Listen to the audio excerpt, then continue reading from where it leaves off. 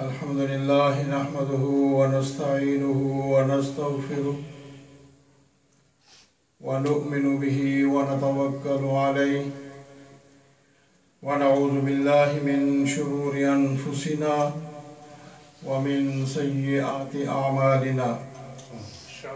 من يهده الله فلا مضل له ومن يضلله فلا هادي له ونشهد أن لا إله إلا الله وحده لا شريك له ونشهد أن سيدنا ومولانا محمدا عبده ورسوله أما بعد فأعوذ بالله من الشيطان الرجيم بسم الله الرحمن الرحيم ولله العزة ولرسوله وللمؤمنين صدق الله مولانا العظيم إن الله وملائكته يصلون على النبي يا أيها الذين آمنوا صلوا عليه وسلموا تسليما اللهم صل على سيدنا ومولانا محمد وعلى آل سيدنا ومولانا محمد وبارك وسلم وصل عليه الصلاة والسلام عليك يا سيدي يا رسول الله وعلى آلك وأصحابك يا حبيب الله الصلاة والسلام عليك يا رحمة للعالمين وعلى آلك وأصحابك يا شفيع المذنبين حضرات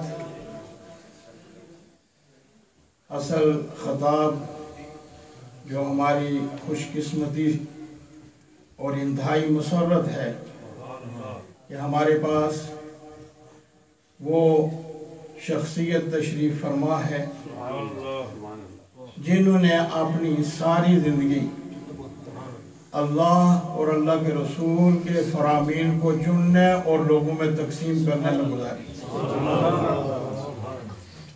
یہ بڑے نصیب کی بات ہے اور جب تک اللہ رب العالمین یہ عزت نہ بخشے کوئی نہیں بخش سکتا. اس نے اپنے بندے مقرر کر رکھے ہیں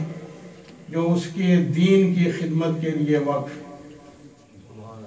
اور آج جن دو مجددین کا تذکرہ کرنے کے لیے ہم یہاں بیٹھے ہیں اللہ رب العالمین نے انہیں بھی اپنے دین کی خدمت کے لیے بطور خاص پیدا فرمایا اور پھر آگے سلسلہ علماء میں اور اولیاء میں چل رہا ہے اور جب تک قیامت قائم ہوتی ہے یہ دین کی خدمت انہی لوگوں سے اللہ رب العالمین کرواتے رہیں گے. حضور صلی اللہ علیہ وآلہ وسلم کا ایک فرمان علماء و امتی کا انبیاء بنی اسرائیل کہ نبوت کا دروازہ جب بند ہو گیا اب رسول اللہ صلی اللہ علیہ وآلہ وسلم کی ذات گرامی کے بعد کسی نبی کی ضرورت نہ رہی اور اللہ رب العالمین نے اعلان فرما دیا کہ اب میرے نبی کے بعد اور کوئی نبی نہیں آئے گا اور جب نبی نہیں آئے گا تو کوئی اور دین بھی نہیں آئے گا.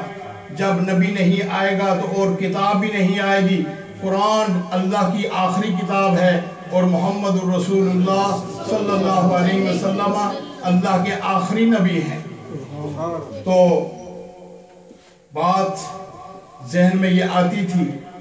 اور یہ سوال پیدا ہوتا تھا کہ پھر دین کی خدمت کون کرے گا. تو سرور کائنات صلی اللہ علیہ وآلہ وسلم نے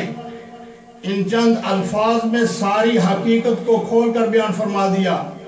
آپ نے فرمایا میری امت میں اللہ رب العالمین اتنے علماء پیدا فرمائے گا اور اتنی صفات کے ساتھ پیدا فرمائے گا ان کے اندر محبت اخلاص اور دین کی لگن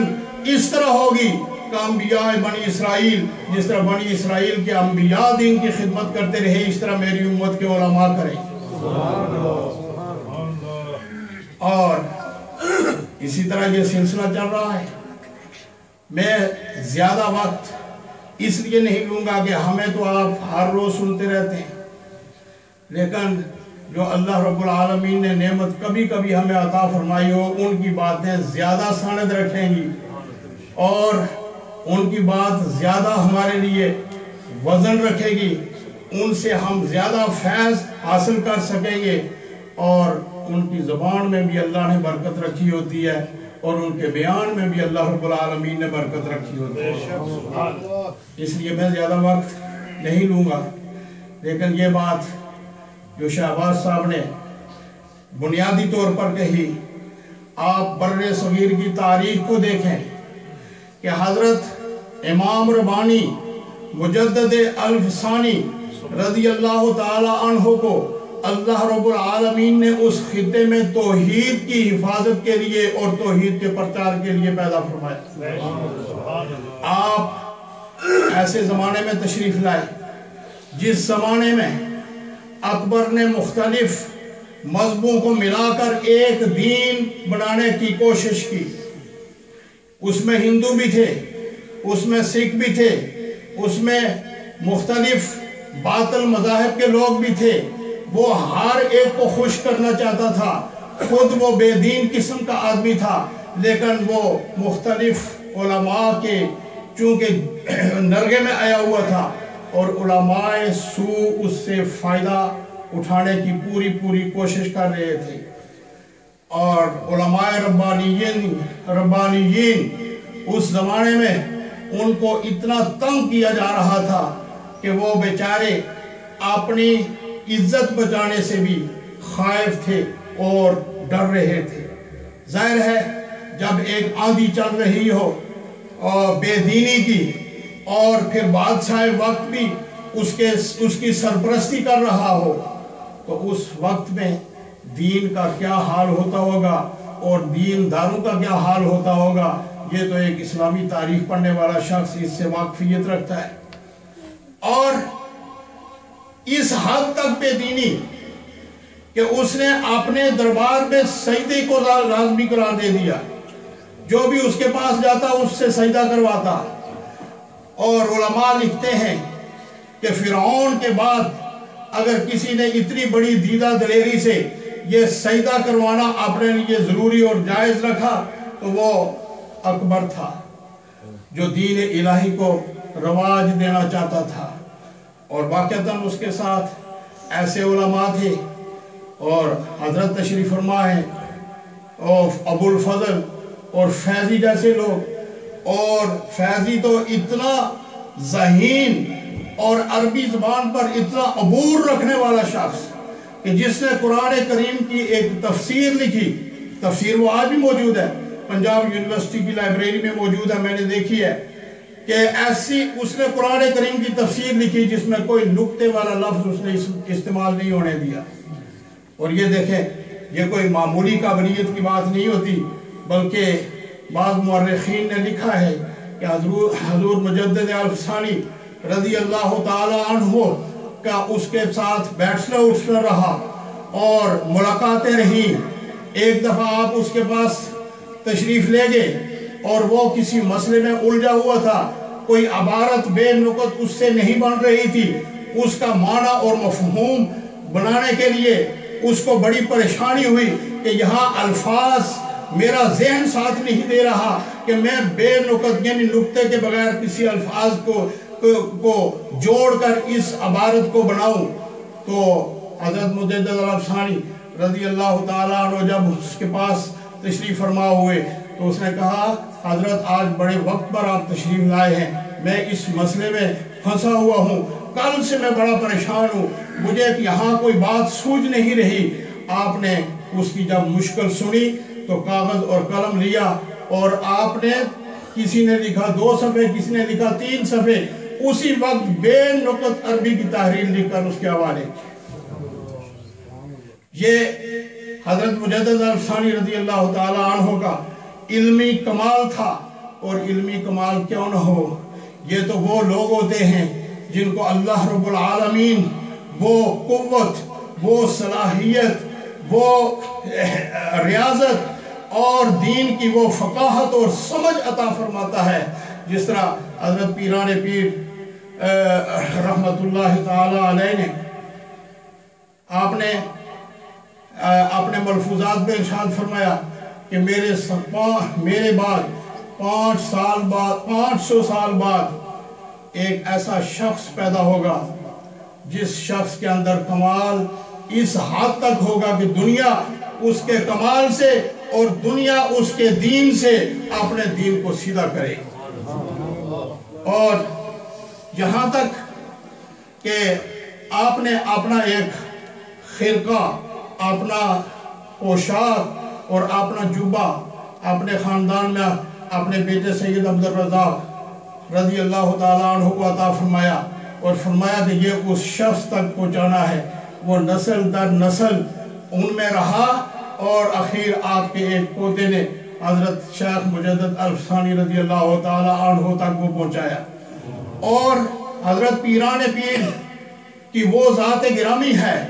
جن کے بارے میں آپ اکثر سنتے رہتے ہیں، چونکہ ہمارے ہاں 11ویں کی محفلیں تو ہوتی ہیں، علماء آپ کو سناتے رہتے ہیں کہ آپ نے ارشاد فرمایا درست میں نے علم پڑھا یہاں تک کہ میں کتب بن گیا، اور میں اللہ تبارک و تعالیٰ کی دی ہوئی قوت اور طاقت سے پوری دنیا کے شہروں کو اس طرح دیکھ رہا ہوں اپنی ہتھیلی پر جس طرح رائی کا دانہ جو ہے وہ دیکھا جاتا ہے۔ نظرت الی بلاد اللہ جمعا کخردلۃ علی حکم الاتصالی۔ وہ پیران پیر حضرت مجدد الفسانی رضی اللہ تعالیٰ عنہ کی بشارت دے رہے ہیں کہ ایک ایسا شخص جو ہے وہ اللہ رب العالمین پیدا فرمائے گا جو دین کا احیاء کرے گا، جو دین کو زندہ کرے گا، جو الہات کی قوتوں کا مقابلہ کرے گا۔ اور آپ نے واقعتاً ایسا مقابلہ کیا کہ جب جہانگیر نے آپ کو اپنے دربار میں بلایا اور آپ اس کے دربار میں گئے تو آپ نے نہ سجدہ کیا، نہ آپ جھکے، نہ آپ نے اس کو کوئی پروٹوکول دیا۔ اس کو یہ بات بڑی ناگوار گزری، اس حد تک ناگوار گزری کہ آپ نے جتنے چہرے چانٹے تھے ان سے اس نے بڑے غصے کے ساتھ کہا کہ تم ایک ایسے شخص کو میرے پاس لائے ہو جس نے مجھے آداب بھی نہیں کہے اور مجھے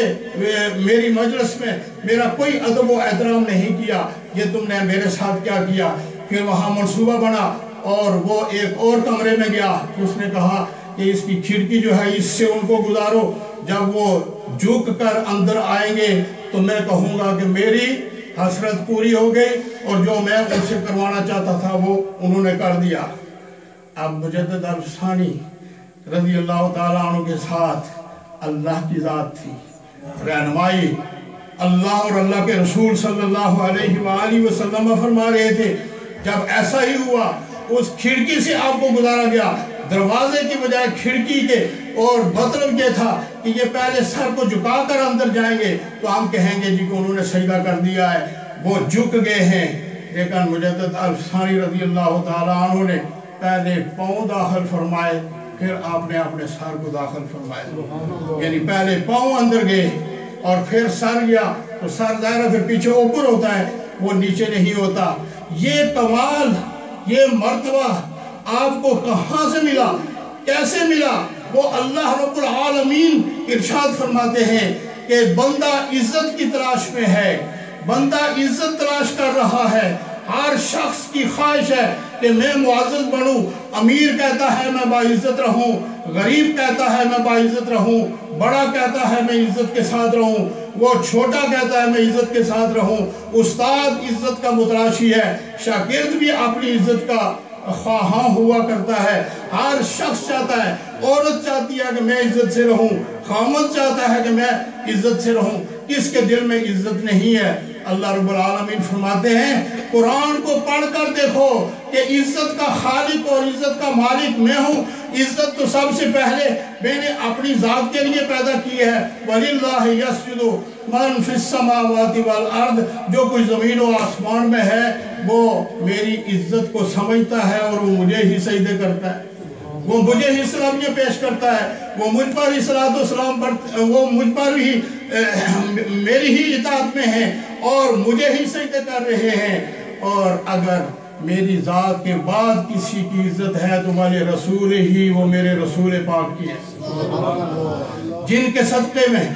یہ ساری کائنات بنی، جن کے صدقے میں انسانیت آئی، جن کے صدقے میں حضرت آدم علیہ السلام اس دنیا میں نبی بن کر آئے، جن کے صدقے میں حضرت نوح علیہ السلام نبی بن کر آئے، جن کے صدقے میں حضرت ابراہیم علیہ السلام خلیل اللہ بن کر آئے، اور یہ ساری عزتیں میں نے اس رسول کو عطا فرمائی ہیں جن کی وجہ سے یہ نبوت کے سلسلے چلے، جن کی وجہ سے یہ کائنات بنی، اور جن کی وجہ سے یہ کائنات روشن ہوئی، اور میں نے سورج، چاند اور ستاروں کو روشنیاں عطا فرمائی۔ اور پھر وَلِلْمُؤْمِنِينَ،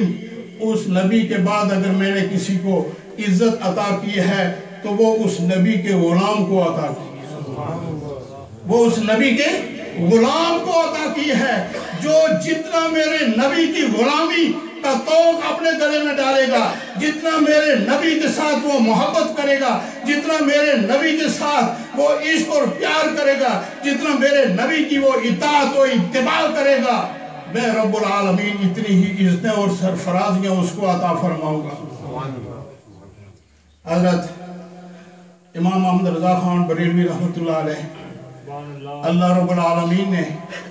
ان کو رسول اللہ صلی اللہ علیہ وسلم کی عزت کے احیاء اور اس کی حفاظت کے لیے بر صغیر میں بھیجا، اور آپ نے اپنے خیالات، افکار اور اپنے علوم کی روشنی سے رسول اللہ صلی اللہ علیہ وآلہ وسلم کی عزت و احترام کو ساری دنیا کے سامنے آویزاں کیا، ساری دنیا کے سامنے اس کو رکھا، ساری دنیا کو یہ بات سمجھائی کہ یہ اپنے جیسا مثل کہنے والوں، لم یات نظیر کا فی نظر مثلے تو نشد پیدا جانا۔ ہمارا رسول تو وہ ہے جس کی مثل کسی آنکھ نے دیکھی نہیں، اور اللہ رب العالمین نے ان کی مثل کو پیدا ہی نہیں فرمایا۔ اور تم علم کی یہ بات کرتے ہو کہ پتہ نہیں انبیاء زندہ ہوتے ہیں یا نہیں ہوتے، کتنوں نے لکھا کہ نہیں ہوتے، وہ کہتے ہیں تو زندہ ہے واللہ، ابھی سنا ہے، تو زندہ ہے واللہ، قسم کھا کر، واللہ اللہ کی قسم تو زندہ ہے۔ میرے چشم عالم سے چھپ جانے والے، میرے چشم سے آپ اوجل ہوئے ہیں، آپ کی نظروں سے تو ہم اوجل نہیں ہوئے۔ آج کوئی کہہ سکتا ہے کہ ہم رسول اللہ صلی اللہ علیہ وسلم کی نظروں سے اوجل ہیں؟ یہ علم، یہ عقیدہ اور یہ ایمان ہمیں کس نے دیا ہے؟ توحید کا علم ہمیں مجدد الفسانی رضی اللہ تعالیٰ عنہ نے دیا ہے، اور حضور صلی اللہ علیہ وسلم کی عشق و محبت کا علم جو ہے وہ ہمیں امام احمد رضا خان بریلوی رحمۃ اللہ علیہ نے عطا فرمایا ہے۔ یہ تفسیر مظہری ہے، ایک ویسے بھی ایک عالم کے سامنے بات کرنا اور تقریر کرنا بڑا مشکل ہوتا ہے، آپ کو ان چیزوں کا تجربہ نہیں، ہمیں بڑا تجربہ ہے۔ قاضی ثناء اللہ پانی پتی رحمۃ اللہ علیہ، انہوں نے تفسیر مظہری لکھی، اور تفسیر مظہری وہ تصوف کے معیار میں سب سے مشہور ہے کہ اس میں انہوں نے تصوف کو بہت زیادہ اہمیت کے ساتھ بیان فرمایا، اور ایسے طریقے پہ بیان فرمایا کہ انسان کی روح جو ہے وہ خوش ہو جاتی ہے، اور ہر آیت کو، ہر واقعے کو انہوں نے تصوف کے انداز میں لیا۔ وہ دو چیزیں اپنی تفسیر میں حضرت امام اربانی مجدد الفسانی رضی اللہ تعالیٰ عنہ کے بارے میں بیان فرماتے ہیں۔ وہ کہتے ہیں کہ یہ حروف مقطعات الف لام میم، یاسین، نور، الف لام میم صاد، یہ جتنے بھی ہیں عام مفسرین نے، عام نے کیا، کسی نے بھی اس کا ترجمہ نہیں کیا، ہر ایک نے یا جگہ خالی چھوڑی ہے یا وہی الفاظ جو ہے واپس لکھ دیے ہیں۔ وہ کہتے ہیں کہ ہمارے مجدد الفسانی رضی اللہ تعالی عنہ کو اللہ رب العالمین نے اپنے نبی پاک صلی اللہ علیہ وسلم کے بعد ان حروف مقطعات کا علم عطا فرمایا ہے۔ یہ بات قاضی ثناء اللہ پانی پتی رحمۃ اللہ علیہ نے کہی۔ وہ کہتے ہیں کہ رسول اللہ صلی اللہ علیہ وآلہ وسلم اور اللہ کے درمیان تو یہ راز کی باتیں ہیں ہی، لیکن حضرت مجدد الفسانی کو रसूलुल्लाह सल्लल्लाहु अलैहि वसल्लम के तवस्सुल से और आपके फैज़ान से हज़रत मुजद्दिद अल-फ़सानी रज़ी अल्लाह ताला अन्हु को अल्लाह रब्बुल आलमीन ने हरूफ मुक़त्तआत का इल्म अता फरमाया है। और दूसरी बात जो उन्होंने लिखी कि अल्लाह रब्बुल आलमीन ने हज़रत इब्राहीम अलैहिस्सलाम को अपना खलील बनाया और रसूलुल्लाह सल्लल्लाहु अलैहि वसल्लम की उम्मत खलील से खाली नहीं हो सकती। अल्लाह ताला ने रसूलुल्लाह सल्लल्लाहु अलैहि वसल्लम को खलील से ऊपर का मकाम और मर्तबा अता फरमाया, हबीबुल्लाह, अल्लाह के हबीब। और आज इस उम्मत में खलील कौन है? ज़ाहिर है ये उम्मत उससे खाली तो नहीं हो सकती। काज़ी सनाउल्लाह पानीपती रहमतुल्लाह अलैह वो फरमाते हैं कि इस उम्मत के खलील हज़रत मुजद्दिद अल-फ़सानी रज़ी अल्लाह ताला अन्हु की ज़ात गिरामी है। इसलिए बाज़ लोग ये कहते हैं कि हज़रत मुजद्दिद अल-फ़सानी रज़ी अल्लाह ताला अन्हु पर फलां ने एतराज़ किया, फलां ने एतराज़ किया। ये एतराज़ का रद्द भी हुआ, लेकिन ये बात सिर्फ ज़हन में रखने से कि बाज़ लोगों ने आपकी ज़ात पर एतराज़ किए। मैं सिर्फ एक बात उलमा की मौजूदगी में पूछता हूँ अपनी इस्लाह के लिए कि वो मेरी इस्लाह फरमा देंगे, क्या कोई नबी इस दुनिया में गुजरा है जिस पर किसी ने इतराज न किया? क्या कोई ऐसा नबी गुजरा जिस पर किसी ने इतराज न किया हो? खुद रसूलुल्लाह सल्लल्लाहु अलैहि वसल्लम की ज़ात गिरामी, जिनको जादूगर कहा गया, जिनको शायर कहा गया, नाऊज़ु बिल्लाह, अल्फाज भी जुबान पर नहीं लाए जा सकते, क्या क्या नहीं कहा गया। और अगर रसूलुल्लाह सल्लल्लाहु अलैहि वसल्लम की ज़ात पर लोगों ने इस तरह एतराज़ किए, जहालत की वजह से, कुफ्र की वजह से, इनाद की वजह से, तो रसूलुल्लाह सल्लल्लाहु अलैहि वसल्लम को ही मानना छोड़ दिया जाए। इसलिए ये एतराज़